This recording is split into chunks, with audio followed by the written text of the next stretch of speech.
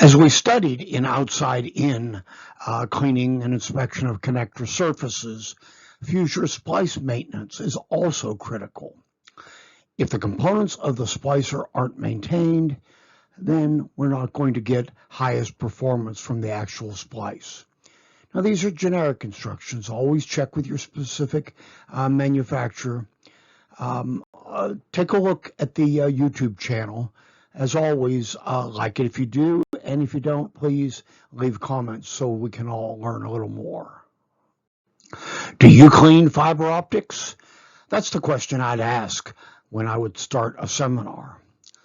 There are different types of fiber optic cleaning: connector cleaning, fusion splicer, and equipment cleaning. It's important to train equipment maintenance as well as the splicing techniques, and always provide the tools to do the job. Your fusion splicer is a marvel of electronic mechanical applications. Of course, seek advice from the manufacturer. This textbook is available on Amazon, but this brief session will give you an overview of the different cleaning aspects of a fusion splicer.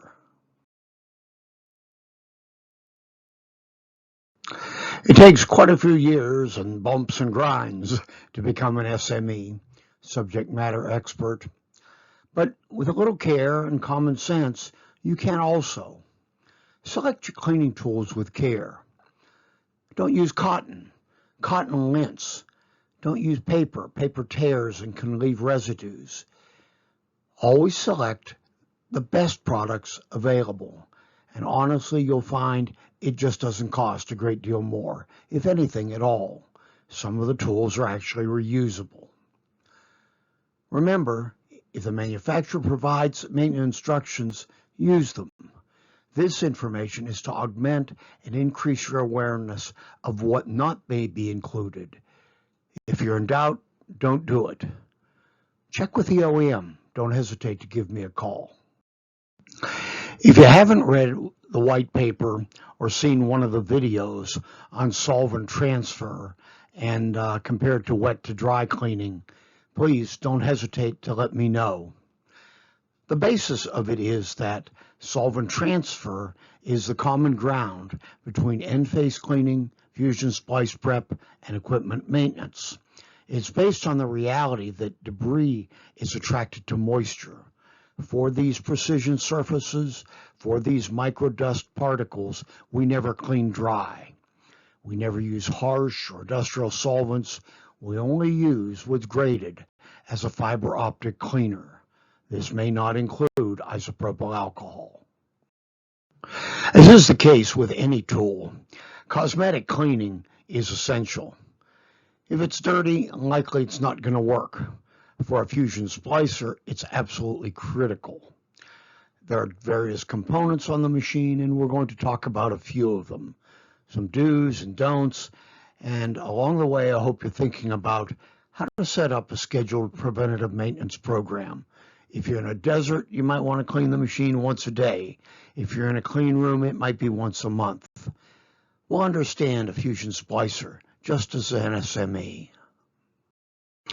When we talk about the three tenets of cleaning, where's the debris, what is the debris, and how to remove it, there's a fourth one. What happens if we don't? Cosmetic cleaning is essential to the mechanical functions of the fusion splicer. To do it right, we need the right wipers.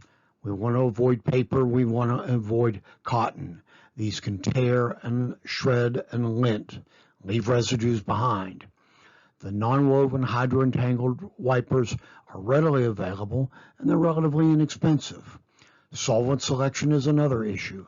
IPA is okay, but it's not great. It doesn't dissolve all of the potential debris that might be on the machine, just as it doesn't do the job for fiber optic end-face cleaning. Another option, especially for the letters, especially for the plastic, would be purified drinking water in a hydro-entangled wiper. Tip of the day, take a look at the brush here. Notice it's a dark color. That was white when it started. Look at your cleaning surface. If it's dirty, that means you're picking up the debris. clean out the wiper, clean out the brush. Don't use compressed gas dusters. This icon is actually on this machine. And set a scheduled preventive maintenance program.